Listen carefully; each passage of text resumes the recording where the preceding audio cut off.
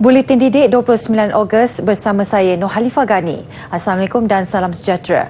Majlis Pengetua Sekolah Malaysia MPSM meyakini tahap keselamatan dan privasi maklumat yang dilaporkan di dalam portal aduan buli yang dilancarkan baru-baru ini. Biarpun tiada jaminan sepenuhnya kerahsiaan maklumat dan data peribadi pelajar adalah selamat daripada digodam, namun usaha Kementerian Pendidikan KPM dalam menyelesaikan kes buli yang berleluasa di kalangan pelajar melalui platform ini meningkatkan kecekapan penyelesaian kes. Menurut timbalan yang dipertua MPSM, apabila sesuatu aduan dibuat melalui portal aduan buli, Urusetia akan menyalurkan maklumat kepada Jabatan Pendidikan Negeri dan seterusnya memaklumkan pihak sekolah berkenaan aduan tersebut. Pada saya tak ada isu tentang kebocoran maklumat ataupun data berkaitan dengan aduan yang dibuat melalui portal buli, disebabkan pihak sekolah tidak mempunyai akses pun untuk melihat siapakah yang mengadu, apakah jenis aduannya, kerana menurut maklumat yang kita terima di pihak sekolah, yang hanya boleh mengakses maklumat hanyalah Urusetia di peringkat Kementerian Pendidikan Malaysia. Tambahnya, guru dan Urusetia sebagai penjawat awam yang menjalankan siasatan tertakluk kepada Aku Janji Pegawai Perkhidmatan Awam untuk menjaga kerahsiaan dan amanah. Kita sedia maklum bahawa dalam menjamin keselamatan data ataupun kerahsiaan ini, kita dikawal oleh satu akta, iaitu Akta Perlindungan Data Peribadi 2010. Akta ini mengawal semua jenis rahsia ataupun data, sama ada data itu di peringkat awam, begitu juga data yang ada ataupun terdapat di sekolah. Dalam laporan media semalam, Pengerusi Ikatan Komuniti Selamat Tan Sri Lee Lamtai meminta Kementerian memastikan data dan sumber yang dimiliki melalui portal aduan buli tidak disalahguna. Malaysia merupakan negara yang kaya dengan pelbagai bangsa dan budaya. Demi meningkatkan lagi perpaduan di Malaysia, usaha sama menarik dilakukan Sekolah Rendah Islam Hidayah Pasir Ris dan Sekolah Jenis Kebangsaan Cina SJKC Kongnan yang mengadakan program Silang Budaya. Sempena sambutan Bulan Kemerdekaan, pihak sekolah telah merancang membuat lawatan muhibah ke SJKC Kongnan, di mana program ini dirancang untuk memberi pendedahan kepada murid bahawa kita hidup di negara yang berbilang kaum dan budaya. Jadi kita perlu memahami budaya kaum lain serta saling hormat menghormati antara satu sama lain. Inisiatif Sekolah Rendah Islam Hidayah Pasir Ris untuk lawatan muhibah ke SJKC Kongnan bertujuan untuk menyemai semangat cintakan negara dan patriotisme, mengenali budaya bangsa lain dan hidup secara harmoni. Seramai 10 murid Sekolah Rendah Islam Hidayah Pasir Ris dan 15 murid SJKC Kongnan terlibat dalam program ini. Antara aktiviti yang dilakukan ialah suai kenal antara murid, bermain permainan tradisional, perbarisan dan mewarna jalur gemilang. Saya ingin mengucapkan terima kasih kepada guru besar Puan Rosita dan guru-guru kerana memberi peluang kepada anak murid saya untuk belajar macam mana nak mainkan permainan congkak tradisional seperti congkak dan batu seremban. Dan sekolah kami juga ajar sama-sama membuat kraf tangan bendera. Saya nak ucapkan terima kasih sebab ini dikirakan silang budaya. Saya harap kami boleh teruskan macam bersahabat ini. Terima kasih.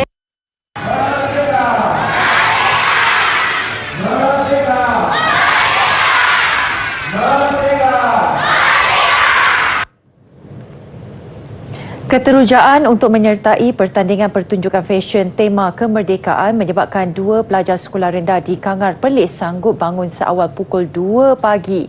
Pelajar tahun 2 Sekolah Kebangsaan Berseri Padang Besar Perlis, Iz Hafizi Hairulizat berkata dia sememangnya tidak sabar untuk menyertai pertandingan fashion itu sejak seminggu lalu.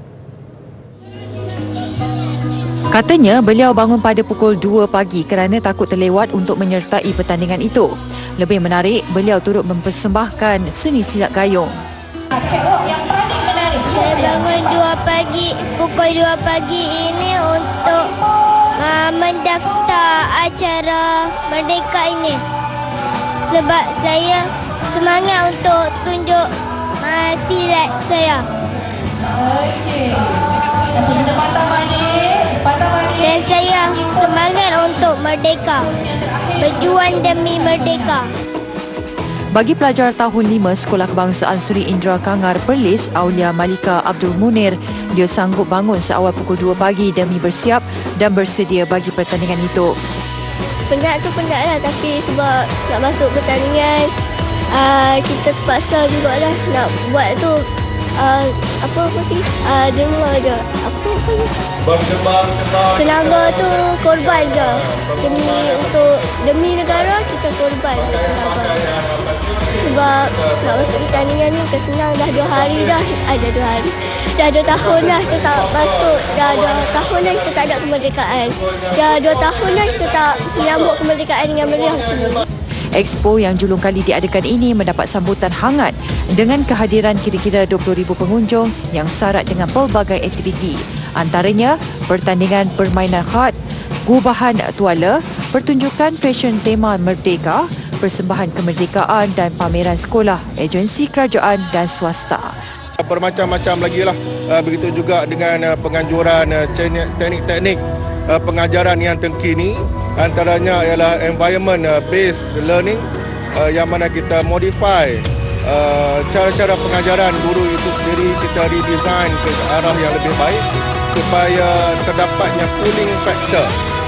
Jadi murid-murid yang cicit, murid-murid yang tidak ada berminat mungkin untuk hadir ke sekolah, dengan adanya aktiviti-aktiviti ini ataupun redesign approach untuk menyampaikan ilmu pengetahuan ini, jadi murid-murid secara tidak langsungnya berminat untuk hadir ke sekolah dan mereka dapat mengikuti pelajaran dengan baik dan lebih berkesan. Pertandingan itu merupakan salah satu acara menarik yang terdapat pada Expo Transformasi Pendidikan Anjuran Jabatan Pendidikan Negeri Perlis. Pelbagai cara pihak sekolah menyemarakkan Bulan Kemerdekaan. Sekolah Menengah Kebangsaan Sungai Choh di Rawang, Selangor antara yang menampilkan kelainan. Sketsa sejarah disajikan pelajarnya syarat dengan pengajaran untuk dihayati betapa mahalnya erti kemerdekaan yang dinikmati generasi masa kini dek kegigihan pejuang-pejuang silam.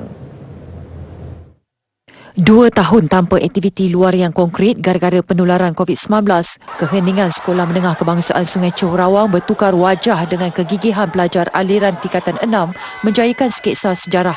Ia hasil jalinan kerjasama pelajar semester 1 dan guru pembimbing yang buat julung kali diadakan mengisi program Bulan Kemerdekaan. Berlatar belakangkan sejarah negeri Perak yang bermula dengan perbalahan saudara pihak istana yang membawa pengaruh 2 kumpulan Samsing Cina sehinggalah kepada pencerobohan kuasa Inggeris. Kebangkitan pejuang-pejuang Melayu ditampilkan untuk menentang Inggeris yang mula campur tangan dalam pentadbiran dan adat istiadat Melayu. Nyata sketsa yang dibahagikan kepada 4 babak ini menarik minat sama ada pelajar mahupun guru yang hadir, juga pengetua sekolah Muhammad Suami Abdullah yang kagum dengan komitmen yang ditampilkan. Saya sebenarnya sangat berbangga dengan guru-guru saya. Okey, guru-guru saya sangat committed. Okey, dan saya sebenarnya berharap dengan adanya semangat kemerdekaan bagi negara kita tahun 65 ni dengan temanya keluarga Malaysia, teguh bersama, kita harap kita akan dapat mewujudkan perpaduan khususnya di kalangan murid-murid di sekolah ini dan secara amnya di Malaysia. Bagi Abdul Syukur Yusof, penolong kanan tingkatan 6 pencetus idea sketsa ini, beliau nyata berpuas hati dengan persiapan intensif yang cuma dilakukan dalam masa singkat. Saya rasa dalam membentuk satu keluarga Malaysia, saya rasa inilah peluangnya. Saya dapat membawa bersama saya 86 pelajar semester 1 untuk bersama dengan saya memamparkan satu aksi yang memberi kesan bukan hanya pada diri mereka tetapi juga kepada audiens yang melihat. Itu saja satu kebanggaan lah, sebab kita dapat mendalami apa yang dikatakan sebagai semarak kemerdekaan itu. Tidak terkecuali kepada pelajar yang menjayakan sketsa, tidak kira sebagai pemegang watak mahupun di belakang tabir. Saya berharap sketsa ini kami jalankan atas tujuan untuk memaparkan jati diri pahlawan-pahlawan Melayu pada zaman dulu. Saya harap pelajar-pelajar yang menyaksikan sketsa yang baru saja berlangsung tadi mendapat satu pengajaran ataupun dapat memupuk jati diri dalam diri masing-masing.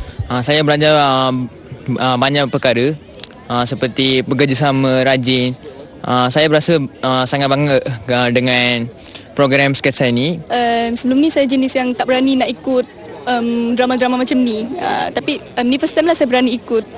Program sambutan Bulan Kemerdekaan ini tambah meriah dengan keceriaan pelajar dan guru mengibar jalur gemilang, juga bendera negeri-negeri disulami lagu bercorak patriotik.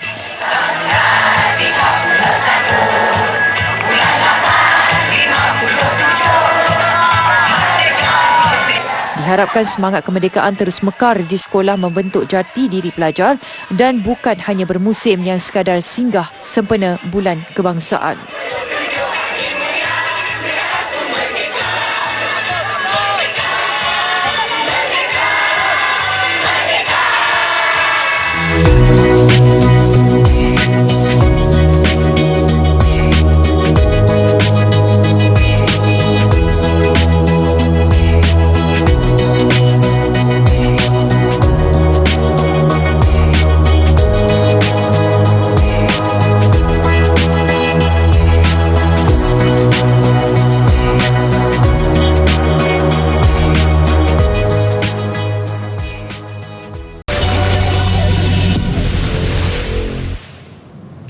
Sebanyak 13 buah sekolah di Tawau, Sabah mempamerkan kreativiti dan inovasi masing-masing dalam pertandingan Pintu Gerbang Merdeka bagi memeriahkan sambutan Bulan Kebangsaan tahun ini. Pertandingan julung kali diadakan itu sebagai inisiatif bagi menanam semangat kemerdekaan di kalangan warga pendidik dan pelajar.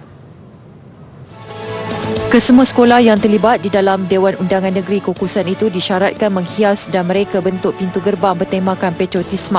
Menariknya, sumber bahan hiasan hendaklah menggunakan bahan-bahan terpakai sebanyak 90% daripada keseluruhan hiasan.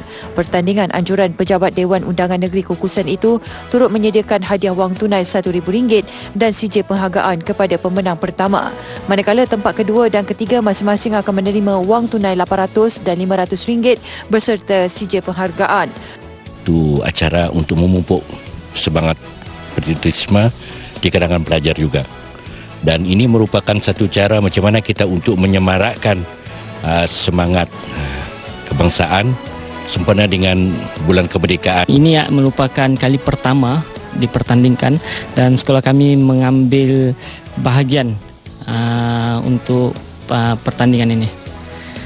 Untuk apa yang kami sudah lakukan nih, ya, kami telah menggunakan bahan kitar semula, iaitu botol-botol dan juga bambu untuk bagi menyiapkan pintu gerbang kami. Sebanyak 216 botol digunakan pakai dalam usaha menyiapkan gerbang sekolah kami ini. Idea menganjurkan pertandingan pintu gerbang ini adalah wajar dilakukan pada setiap tahun kerana melalui program ini kita dapat memupuk perpaduan dalam kalangan murid.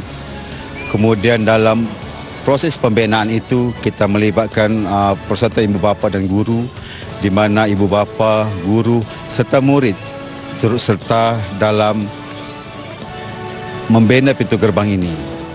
Sementara itu, pertandingan berkenaan turut mendapat sambutan menggalakkan dan berharap ianya akan dapat dijadikan acara tahunan bagi menyambut kemerdekaan.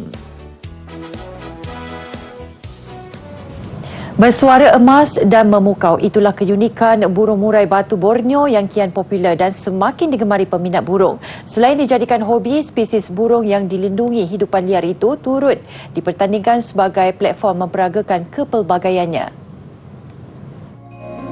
Bersempena dengan sambutan kemerdekaan, pertandingan kicau burung murai batu diadakan di Merotai Tawau yang berjaya menarik lebih 200 penyertaan. Pertandingan tahunan itu dianjurkan Persatuan Burung Murai Batu Tawau dengan kerjasama Jabatan Hidupan Liar. Ia bertujuan mencari burung yang paling lama berkicau mengikut masa yang ditetapkan untuk dipilih sebagai juara. Kita juga berkolaborasi bersama Jabatan Hidupan Liar bagi memudahkan urusan-urusan perlesenan burung dan juga yang melibatkan Jabatan Hidupan Liar. Keistimewaan dia ni biasalah, kan, selain daripada hobi, dia pun bilang orang dia menghilangkan kita punya rasa stres. Bersempena dengan sambutan Hari Kebangsaan itu juga, penganjur turut mengedarkan jalur gemilang kepada pengguna jalan raya dan peserta. Sebagai usaha untuk memupuk minat murid untuk menyambung pelajaran ke peringkat sarjana, Sekolah Kebangsaan Sri Langat SK Sri Langat mengadakan lawatan ke Universiti Malaya. Program sehari sebagai mahasiswa itu disertai oleh 123 orang murid tahun 6 dan diiringi oleh 17 orang guru. Ia turut disertai oleh Saiful Adli Suhada, Pegawai Pendidikan Daerah Kuala Langat. Mereka jelas teruja dalam memenuhi impian sebagai mahasiswa. Murid terlibat diberi pendedahan melalui lawatan ke Fakulti Seni Kreatif, Fakulti Kejuruteraan dan Muzium Seni Asia. Ini merupakan lawatan pertama pihak sekolah yang diterima Universiti Malaya selepas pandemik COVID-19.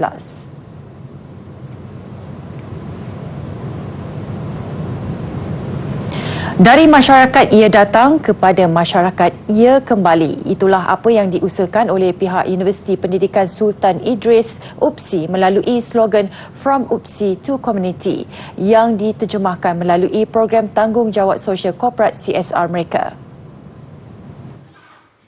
Program CSR yang diberi nama Program Jiwa Murni ini dijalankan di Sekolah Kebangsaan Perlok dan Masjid Manderang. Jelas timbalan Naib Chancellor UPSI, Profesor Dr. Suryani Abu Bakar, di samping memanfaatkan penduduk setempat, program ini juga bertujuan mengukuhkan kerjasama berpasukan warga UPSI dalam mendepani cabaran sebagai universiti nombor 1 dalam pendidikan. Maka beberapa projek jiwa murni telah kami laksanakan dalam tempoh sehari di sana, iaitu membersihkan masjid, masak bubur lambuk untuk jemaah masjid dan juga murid-murid sekolah, menyerahkan sumbangan buku untuk perpustakaan dan juga mengecat bangunan sekolah. Semua pihak yang terlibat teruja dengan program Jiwa Murni ini dan kami mengharapkan agar usaha ini tidak tamat di sini sahaja, sebaliknya dapat diteruskan pada masa-masa akan datang di lokasi yang lain pula. Pihak pengurusan masjid dan pihak sekolah turut menawarkan khidmat tenaga demi menjayakan program ini. Program CSR Jiwa Murni adalah bersempena dengan pelaksanaan program pembinaan pasukan atau team building UPSI bagi tahun 2022.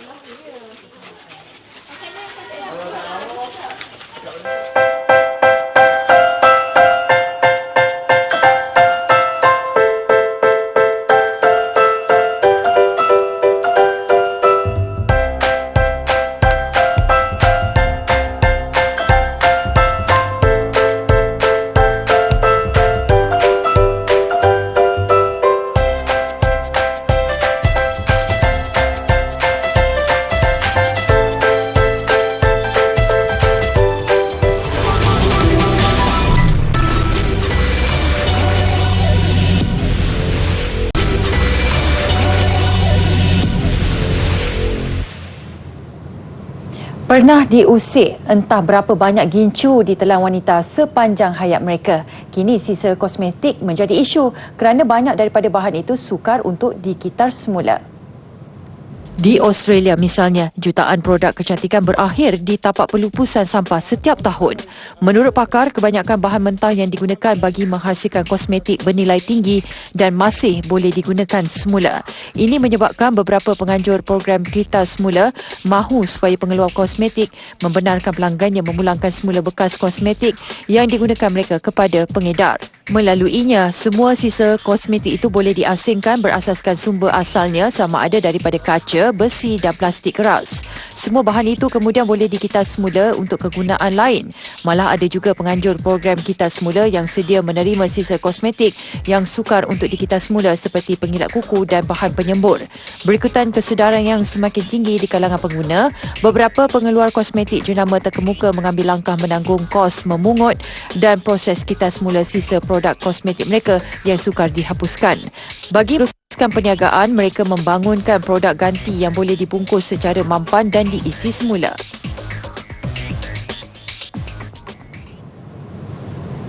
Bukan hanya di rumah atau tempat kerja, peminat bola lisut kelab Tohoku Rakuten Eagles di Jepun juga sudah tidak perlu bimbang terlepas babak penting perlawanan.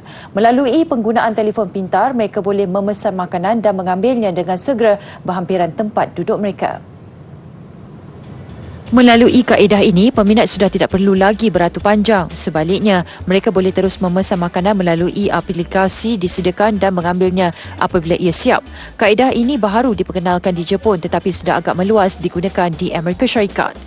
Ia dilakukan hasil kerjasama di antara Club Eagles dengan Uber Eats Jepun. Peminat yang memesan makanan melalui Uber Eats akan menerima notifikasi sebaik makanan mereka siap disediakan. Mereka kemudian boleh mengambil makanan itu di tempat yang ditetapkan.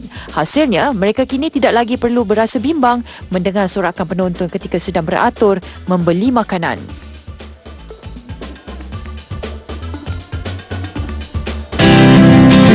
Okey, pada hari ini saya akan terangkan tentang cara pegangan dalam sukan badminton. Okey, kita ada raket dan bagaimana kita nak pegang dia. Okey, kita ada dua cara pegangan. Yang pertama adalah forehand dan yang kedua adalah backhand.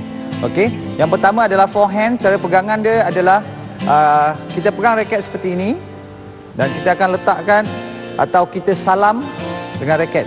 Cara pegangan salam. Ini dipanggil forehand grip. Okey, itu yang pertama. Okey, yang kedua adalah backhand grip. Okey, dalam raket kita ada berapa part dekat pegangan ni. So, kita thumbprint di bahagian yang besar, kayu yang besar dan kita grip. Ini dipanggil backhand grip.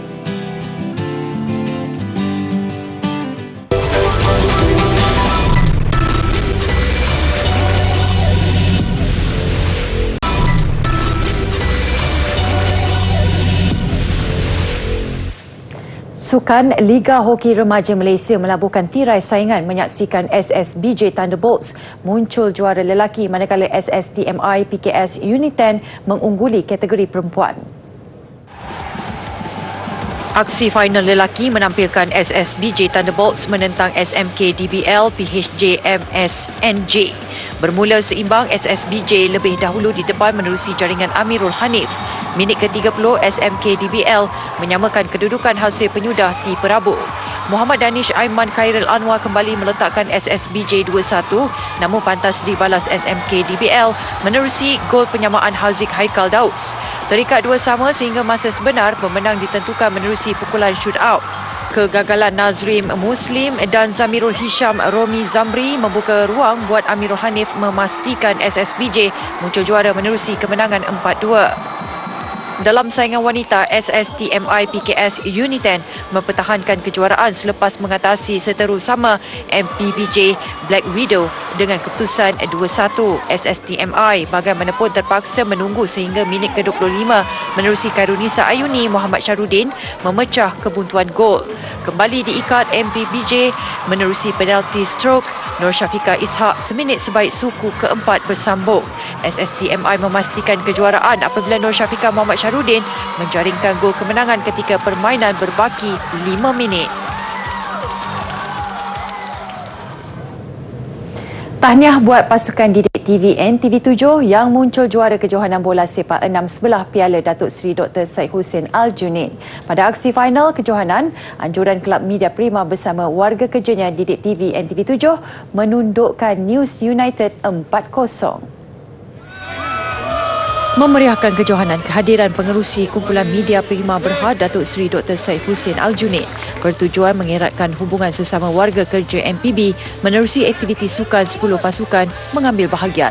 Pada perlawanan akhir, didik TV NTV7 menampilkan kelas tersendiri menewaskan juara bertahan News United dari Jabatan Berita dan Hal Ehwal Semasa NCA. Diketuai Ketua Pegawai Eksekutifnya Silam Paul, pasukan didik TV NTV7 menang bergaya 4-0 sekaligus muncul juara.